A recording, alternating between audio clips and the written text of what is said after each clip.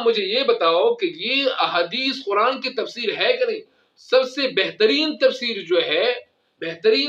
جو ہے وہ کیا ہے؟ وہ محمد الرسول اللہ صلی اللہ علیہ وسلم کی بیان کردہ تفسیر ہے۔ اگر اس سے ہٹ جائے مسلمان اور احادیثوں کو چھوڑ دیا جائے تو پھر آپ کہاں سے قرآن کی تفسیر کریں گے؟ اپنے رائے سے، اپنی خواہش سے قرآن کی تفسیر کریں گے؟ پھر قرآن کا کیا فائدہ؟ تو اس لیے میرے سارے مسلمانوں کو یہ درخواست ہے کہ ایسے لوگوں سے اپنے آپ کو بھی بچائیں، اپنے بچوں کو بھی بچائیں۔ یہ ایک سب سے بہت بڑی فتنہ ہے، فرقہ پرویزیت اور فرقہ انکار حدیث۔ یہ بہت بڑی گمراہ جماعت ہے۔ یہ پیسوں کی وجہ سے اور کچھ دنیاوی فیسلٹی کی وجہ سے لوگوں کو گمراہ کر رہے ہیں۔ لہٰذا میرا سب مسلمان بہنوں اور بھائیوں سے سب سے میرا یہ ریکویسٹ ہے کہ ان لوگوں سے اپنی جان چھڑائیں اور ان لوگوں کو پہچانیں۔ اس لیے میں نے آپ سب لوگوں کو ان کے عقائد و نظریات میں نے بیان کی۔ اس کا سب سے پہلا عقیدہ جو ہے وہ یہ ہے کہ یہ احادیث جو ہے یہ عجم کی سازش ہے، احادیث عجم کی سازش ہے۔ اور نمبر 2 ان کا عقیدہ یہ ہے موجودہ اسلام جو ہے یہ قرآن کی مخالف ہے۔ موجودہ اسلام جو ہے دنیا میں یہ قرآن کی مخالف ہے۔ اور پھر آگے یہ کیا لکھتے ہیں؟ آگے یہ لکھتے ہیں کہ اللہ کا خارج میں کوئی وجود نہیں ہے، یہ محض ایک تصور کا نام الہ ہے، ورنہ خارج میں اللہ کا کوئی وجود نہیں ہے۔ اور پھر آگے لکھتے ہیں اور کہتے ہیں کہ آدم علیہ السلام کا کوئی وجود نہیں، یہ تو نام ہے نوع انسانی کا، نہ آدم پیغمبر آ چکا ہے اور نہ گزر گیا ہے، یہ ویسے ایک وہم ہے، توہمات ہے۔ اور پھر آگے یہ لکھتے ہیں کہ آپ صلی اللہ علیہ وسلم کا قرآن کے سوا کوئی اور معجزہ نہیں ہے۔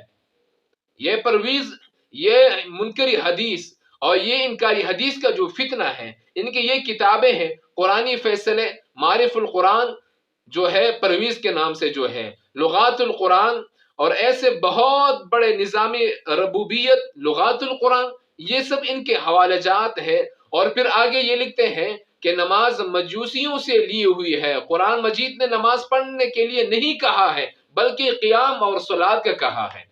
اور پھر آگے یہ لکھتے ہیں کہ آپ صلی اللہ علیہ وسلم کے زمانے میں نماز 2 رکعت تھی، اور فجر اور عشاء، اور باقی جو نماز ہے ظہر کے، عصر کے اور مغرب کی، یہ صحابہ نے اپنی طرف سے رائج کر دیا گیا ہے۔ اور پھر آگے لکھتے ہیں، یہ ملحوظ آگے لکھتے ہیں کہ زکوٰۃ کا وجود ختم ہو گیا ہے، اس لیے زکوٰۃ اس ٹیکس کا نام ہے جو حکومتی وقت وصول کرتے ہیں۔ ابھی جو حکومت ہے وہ ہم سے ٹیکس لیتے ہیں تو زکوٰۃ دینے کا کوئی فائدہ نہیں اور کوئی وجوب کا درجہ بھی نہیں ہے۔ اور پھر آگے لکھتے ہیں لغات القرآن میں کہ حج جو ہے اس کا یہ کوئی مروجہ اور کوئی حقیقت نہیں ہے حج کا، یہ صرف ایک عالمی اسلام اور مسلمانوں کا عالمی کانفرنس کا نام ہے، لیکن ان لوگوں نے ان کو یہ طواف اور یہ زیارت کا شکل دے دیا ہے، لہٰذا حج کا اپنے کوئی وجود نہیں ہے۔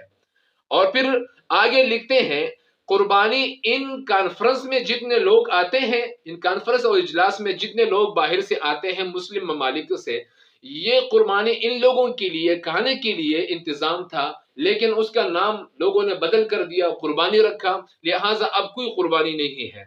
پھر یہ آگے لکھتے ہیں کہ جنت اور جہنم کی بھی کوئی حقیقت نہیں ہے، جو صرف انسانی ذات کی کیفیت اور اس کا نام ہے، آگے جنت اور جہنم حقیقت میں کوئی چیز نہیں ہے۔ نعوذ باللہ، یہ قرآن کی تفسیر بالرائے، اپنے رائے اور خواہش کے مطابق یہ لوگ کرتے ہیں۔ علامہ غلام احمد پرویز، یہ وہ بدبخت انسان تھا، بدبخت انسان، یہ کہاں سے آیا اور کہاں پر رہا اور اس کا کیسے مرا، تو اس کی تاریخ یہ ہے، تاریخ لکھتے ہیں کہ لوگوں نے ان کو سنسار کیا تھا۔ یہ پہلے ہندوستان میں تھا، ہندوستان سے کراچی آیا، کراچی سے لاہور آیا، ان 3 جگہوں پر ان نے یہ فتنہ برپا کر کے مسلمانوں کو گمراہ کر دیا۔ اور ابھی ان کے جو لوگ ہیں، ان کے جو مدرسے ہیں ابھی بھی باقی اور موجود ہے، لیکن یاد رکھنا چاہیے اب ان لوگوں کا صرف اور صرف شکل اور صورت چینج ہو چکے ہیں، ورنہ عقائد نظریات ان لوگوں کے وہی ہے جو پہلے تھے۔ ان لوگوں کو قرآن کے نام سے دھوکہ کرتے ہیں، مدرسوں کے نام سے دھوکہ کرتے ہیں، اس سے لوگوں سے باز رہنا چاہیے۔